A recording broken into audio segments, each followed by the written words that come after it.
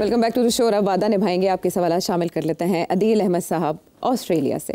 अगर हम एक मिनट के लिए सेठी साहब सबको मशवरा देते हैं, कभी मियाँ साहब को, काफ़ी लोगों को, तो लोग अमल भी करते हैं। सेठी साहब को अगर एक मिनट के लिए पाकिस्तान की सबसे पावरफुल कैप है वो पहनाएं, और हाँ, मैडम आयशा को अगर हम एक मिनट के लिए अवाम सामने बिठा दें, तो इस टाइम सेठी साहब अगर वो कैप पहन के क्या सोच रहे हैं? उनके पास वक्त भी आ गया है, अब वो आईनी तरमीम के बाद 5 साल भी आगे एक एक्सटेंशन की भी कोई टेंशन नहीं है। अवाम का एक दबाव भी है, एक पॉपुलैरिटी भी है, इमरान खान के साथ रहना भी है, एक इंटरनेशनल प्रेशर भी है, मुल्क की जो इंटरनली जो इश्यूज हैं बलूचिस्तान में, केपी में, लॉ एंड ऑर्डर की जो सिचुएशन है, इकॉनमी के जो मामला हैं, तो वो सबसे पावरफुल टोपी वाला बंदा क्या सोच रहा है इस टाइम पे? कितने मरवान लगे ने मैनू भाजी, मैनू नहीं पता और टोपी वाले बंदे की सोचते पे ने। तो मेहरबानी करो टोपी मेरे सिर तो ला लो, तुसी असी गंजे ही चंगे। अच्छा आइए अब के what is my advice to everybody इस मुल्क की जो क्राइसिस है उससे निकलने के लिए। अब भाई मेरी एडवाइस इज़ मीनिंगलेस। यहाँ इतने बड़े घोड़े और हाथी एक दूसरे को साथ टक्कर ले रहे हैं, who is going to listen to me? मगर बात सीधी सी है, कोई ज़्यादा टेढ़ी नहीं है। अगर ये बात समझ आ जाए सबको तो जल्दी मसले हल हो सकते हैं। मसला ये है कि एतमाद नहीं है खान साहब का सियासी जमातों के ऊपर और इस्टेब्लिशमेंट के ऊपर, और इस्टेब्लिशमेंट का एतमाद नहीं है खान साहब के ऊपर और उसकी पार्टी के ऊपर। अब इसको एतमाद कैसे वापस रिस्टोर किया जाए ताकि ये मामला आगे बढ़े और मुल्क के नुकसान ना हो जाए इसके अंदर। जो हो रहा है आप देख रहे हैं, ये इंटरनेट डिस्ट्रप्शंस हो रही हैं, लॉन्ग मार्चेस हो रही हैं, फॉरेनर्स इन्वेस्टमेंट रुक गई है यहाँ, लोग बिज़नेस डील्स करने के लिए नहीं आ रहे, सरमायादार यहाँ से उठ के बाहर जा रहे हैं, तो बाहर से यहाँ कौन आएगा, and so on and so fourth.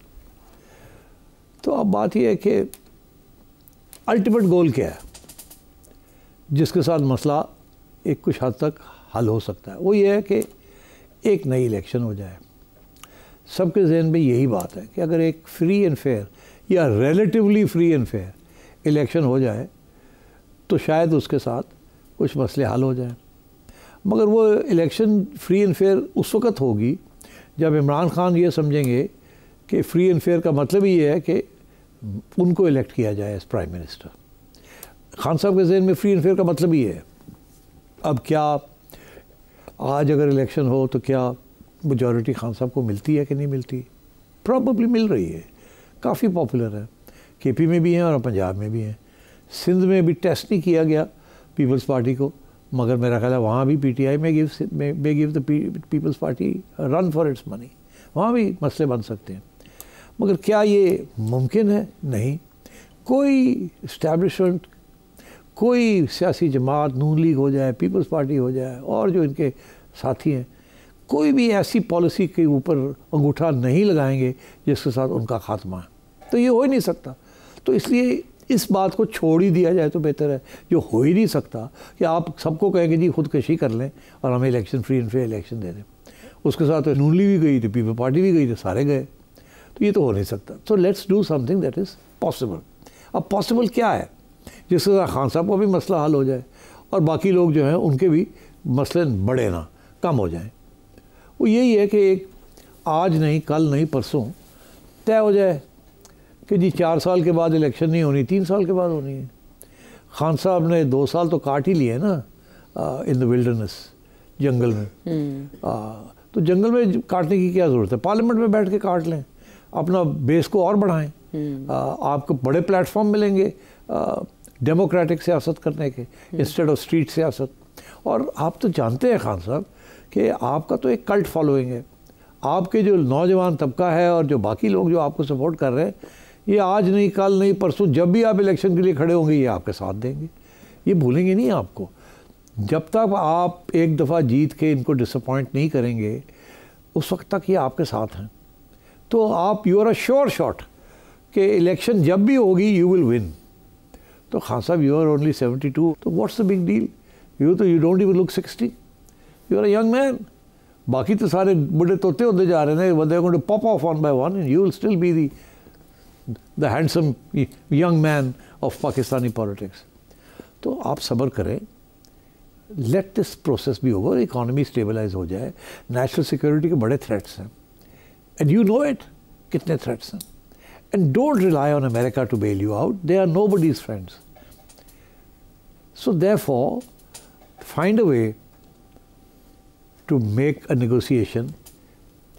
ये छोड़े कि कोई अरेस्ट कर लिया, इसको ये कर लिया, वो कर लिया, ये छोड़ दें, ये 26 अमेंडमेंट, सब बातें जो है पार्लियामेंट के अंदर इमीडिएटली तय हो सकती। सब कुछ रुका हुआ है आपकी वजह से। Make a commitment. और वो तरीका, उसका जो मोडस ऑपरेंडी है, किस तरीके से ये बात को आगे बढ़ाना है, वो बड़ी आसान है। वो we can work it out, it's not an issue. कैसे आपकी बेल होगी, कैसे आपके केसेस ख़त्म हो गए। आफ्टर ऑल शहबाज शरीफ साहब भी बेलें लेके बाहर निकले हुए थे, नवाज शरीफ साहब भी, मरियम भी, सब ने आके हुकूमत में बैठ के अपना सारे केसेस ख़त्म कराएं। तो ये प्री कंडीशन नहीं होती, प्री कंडीशन होती है आज़ादी। तो वो तो केसेस 100 चढ़े भी हों, कन्विक्शंस भी हों। नवाज शरीफ साहब के ऊपर भी तो कन्विक्शंस थी। तो मुशर्रफ साहब कौन सी कन्विक्शन दे गए थे, याद है आपको, नवाज शरीफ साहब के ऊपर। तो बात यह है कि these things can all be reversed, but there are ways of reversing them. Don't worry about all this. Make a deal. Make a compromise. Be a politician. Politics is the art of the possible. Find a way to sit with the government of the day, whatever it is. After all, mind ना कीजिएगा, आप भी तो RTS system के ज़रिए government लेके आए थे। अगर ये फॉर्म 47 से लाए हैं तो आप भी तो RTS के ज़रिए लाए थे। तो they sat with you, ना, they tolerated you for 4 years in the assembly. तो व्हाट्स द बिग डील। सो मेरी ये सजेशन है कि आप इनसे बैठे, इन्हें कहें आओ जी लेट्स टॉक निटी ग्रिटी, मोटी गल करिए, छड्डो मेरे सारी गल्लां ये हो जाऊँदियां रहनगियां। इलेक्शन कब देनी है आपने मुझे? वो कहेंगे जी इलेक्शन तो 5 साल पूरे होंगे तो देंगे। तो आप बात करें उनके साथ और कहीं मुकमका कर लें। थोड़ी देर लगेगी लेन देन में, मुकमका कर लें। जैसे आप मुकमका करते हैं कि जी इलेक्शन 2.5 साल या 3 साल के बाद होगी, don't worry, time will fly like this. आपने अपनी पार्टी को ऑर्गेनाइज करना है, उसको पार्टी बनाना है। वो भी पार्टी नहीं है वो, ये आप अभी तक अपनी ये जो मूवमेंट है आपका PTI का, इसको आप पार्टी नहीं बना सके। इसको पार्टी बनाएं ताकि ये इलेक्शन कमीशन और ये elections, party elections, party funding, इसको इंस्टीट्यूशनलाइज करें फॉर गॉड सेक। ये इस तरीके से नहीं आप चला सकते, ना पार्टी को चला सकते हैं, ना मुल्क को चला सकते हैं। Non institutional mechanism. Be a leader, be a democratic leader and find a way. And आप तो खुद कहते हैं कि कॉम्प्रोमाइज़ जो है यू टर्न होती है, लीडर्स तो यू टर्न करते हैं। तो आपके लिए तो U turn is a positive thing, not a negative thing. और जब आपकी इलेक्ट्रेट को पता चलेगा कि खान ने मुकमका कर लिया, 2.5 साल बाद खान आ रहा है, लो जी पक्की गल होगी, आराम से बैठ जाएंगे लोग। और ये जॉनीज जो हैं इनको पसूड़ी पड़ी पई होगी और दौड़ो इधर तय दौड़ो, तो won't be able to change your fortune. Vote पड़ेगा आपको, आज नहीं कल, कल नहीं परसों।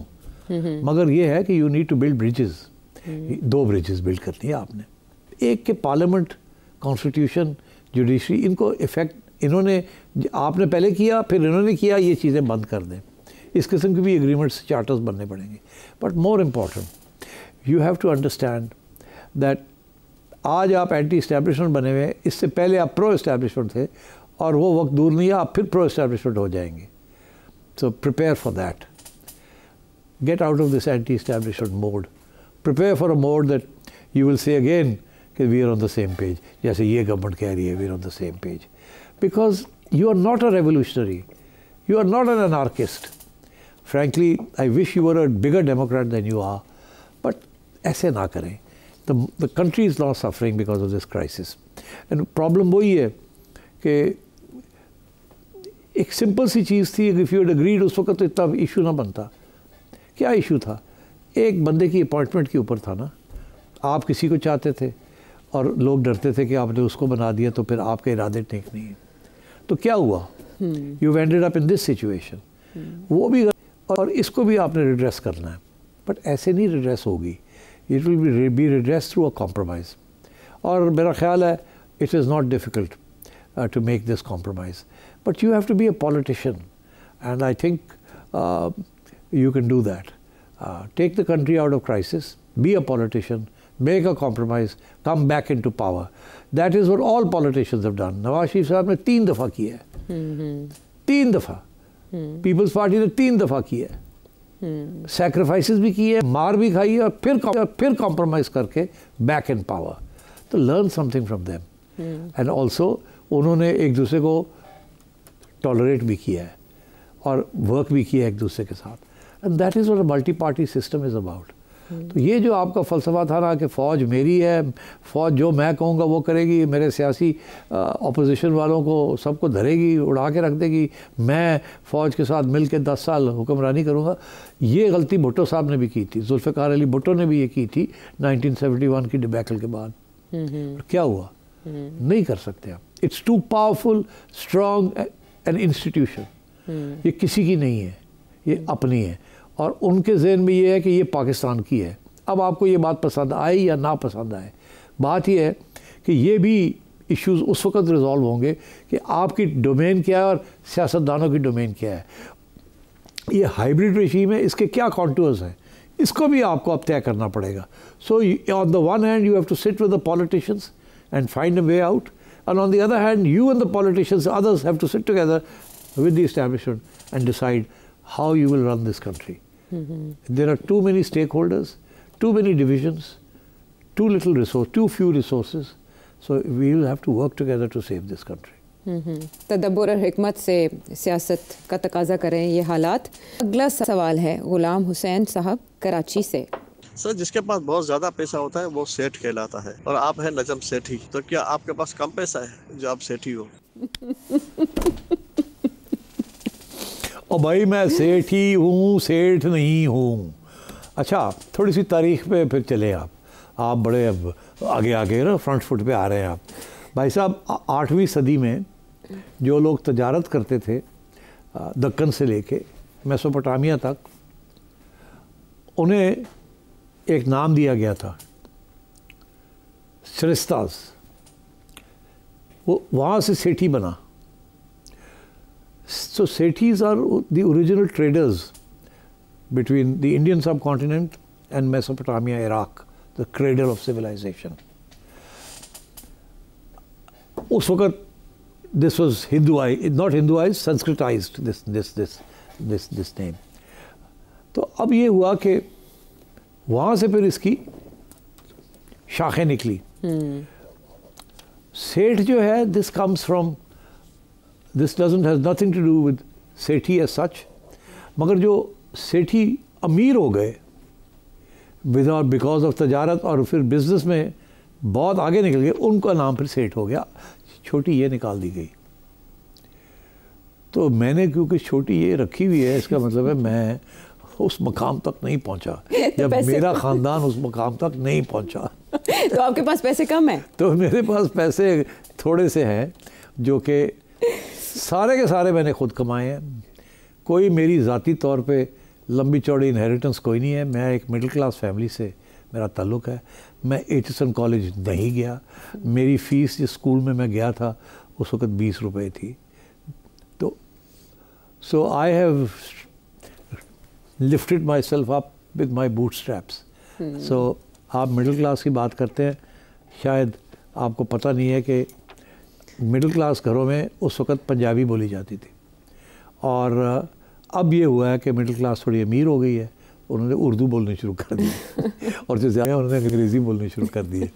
तो हम तो पंजाबी बोलने वालों में से थे। मेरी 10 साल की मेरी जो छोटी बहन है वो 10 साल के बाद पैदा हुई फ्रॉम माई एज। तो उस वक़्त तक हम थोड़े से अपर मिडिल क्लास पे पहुंच रहे थे, हमारा ख़ानदान। तो उनको उर्दू में वालिदैन ने बात की उनके साथ, हमसे आखिरी दम तक पंजाबी में ही बात करते रहे। तो इसलिए अब ये है कि शहर वाले पंजाबी बोलने वाले मिडिल क्लास लोग जो है वो निकल के बड़े बड़े अमीर इलाकों में जा रहे हैं, और वहाँ उर्दू बोल रहे हैं और अंग्रेज़ी सीख रहे हैं, उनके बच्चे अंग्रेज़ी सीख रहे हैं।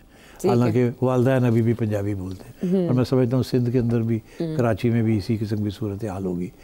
तो मुझे आप सेठी रहने दें, I am be very grateful. बस उन्होंने वजह आपसे पूछी थी, और भी बहुत से सवाल शामिल करना चाहते हैं, वक्त की किल्लत के सबब माजरत। अगले प्रोग्राम तक के लिए इजाज़त।